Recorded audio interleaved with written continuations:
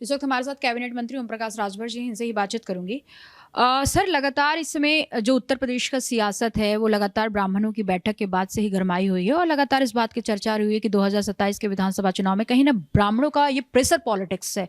आप कैसे देखते हैं, क्योंकि लगातार अल्टीमेटम जो है नए प्रदेश अध्यक्ष जो नियुक्त हुए हैं पंकज चौधरी दे रहे हैं ब्राह्मणों को कि अब इस तरह की बैठक हुई तो संवैधानिक कार्रवाई की जाएगी। देखिए, उनकी पार्टी का विषय है।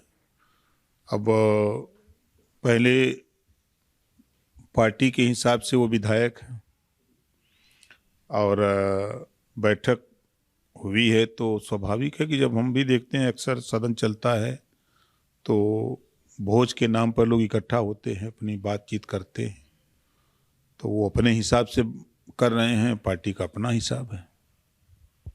जब विधायक बैठक से निकले तो उन्होंने कहा ब्राह्मणों से संबंधित कई मुद्दे थे जिसको लेकर चर्चा हुआ, लगातार ब्राह्मणों का अनदेखा किया जा रहा है जो हमारे लिए अहम मुद्दा रहा। इसके बाद इससे पहले भी आपने देखा कि ठाकुरों का एक कुटुंब करके बैठक हुआ था, कुटुंब सम्मेलन उसका नाम दिया गया था, इसके बाद ये सहभोज। लेकिन जब प्रतिक्रिया आती है भाजपा के प्रदेश अध्यक्ष का, इसके बाद ये ब्राह्मणों में ही ये सवाल उठने लगता है कि जब ठाकुर बैठक करता है तो उससे परहेज नहीं, जब ब्राह्मण बैठक करता है तो सवाल उठने लगता है। अब चूंकि जब वो कुटुंब भोज हुआ तो उस समय वो प्रदेश अध्यक्ष थे नहीं, और ब्राह्मण भोज हुआ है तब उसके पहले वो प्रदेश अध्यक्ष बनाए गए हैं।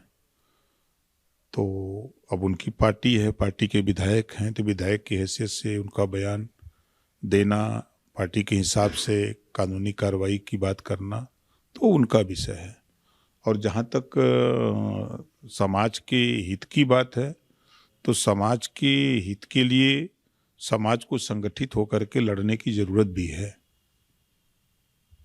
जो बैठक का नेतृत्व किए थे पीएन पाठक, कुशीनगर से विधायक हैं, उन्होंने अब ट्वीट करके उस पर सफाई दी है, एक तरीके से सफाई ही समझिए, क्योंकि वो कह रहे हैं कि जब भी ब्राह्मण एकजुट होता है वो चिंतन मनन विवेक और जो विवेक की बातें करता है, वो देश की एकजुटता, हिंदुत्व, समाज की अस्मिता को सशक्त करने की बात करता है, ना कि समाज में विभाजन का।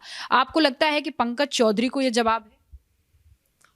ऐसा कुछ नहीं है, जवाब नहीं है, स्वाभाविक है जो कह रहे हैं। हम तो देखे हैं कि एक बार इटावा में अखिलेश जी ने कोई विवाद हुआ कथा को लेकर के, तो अखिलेश जी ने कहा कि यादव भी विद्वान है, कथा कह सकता है। अब फिर जब गृह प्रवेश आजमगढ़ में शुरू हुआ तो 5-6 को पंडित जी को बुला लिए, मतलब यादव की विद्वत्ता खत्म हो गई। तो ब्राह्मण एक ऐसा समाज है जो जन्म से लेके और घाट तक उसका क्रिया करता है ना।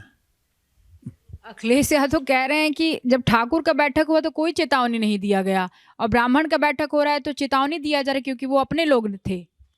अगर अखिलेश जी को बहुत चिंता है ब्राह्मण की तो एक काम करें कि 403 विधायक का टिकट ब्राह्मण को घोषणा कर दें प्रेस करके, और घोषणा कर दें कि अगला मुख्यमंत्री समाजवादी पार्टी से ब्राह्मण होगा। है हिम्मत? ब्राह्मणों के बहुत रहनुमा बनते हैं। 20% वोट मुसलमानों को लेते हैं तो उनको तो बेवकूफ़े बना के रखते हैं। अब ब्राह्मण के ऊपर टूटे हैं। ब्राह्मण के लिए तो हम तो कह रहे हैं कि अखिलेश में दम है तो घोषणा करें कि 403 टिकट हम देंगे और मुख्यमंत्री भी हम बनाएंगे। हम ब्राह्मणों के असली मसीहा हैं।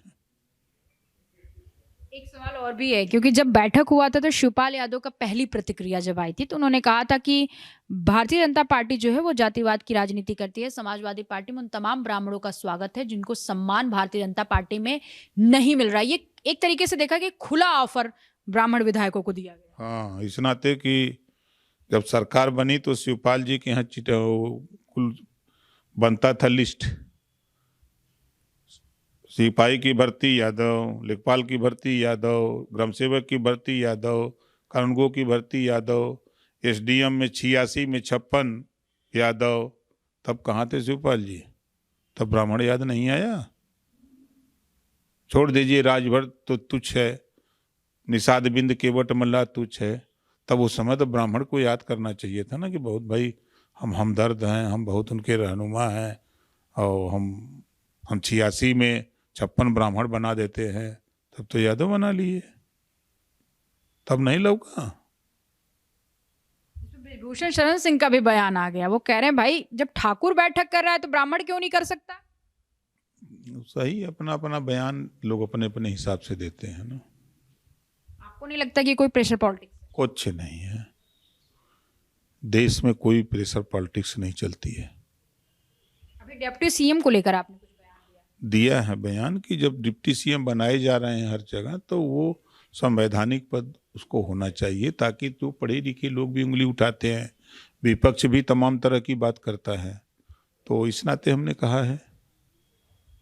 अच्छा, ये मांग है आपकी? 27 में भी कुछ ऐसा मांग रखेंगे? 27 में तो हमारा कौन मांगे, 27 में हम चिंतित इस बात को लेके हैं कि विपक्ष के लोग खाता खोलेगा कि नहीं खोलेगा, हम तो यही में परेशान हैं।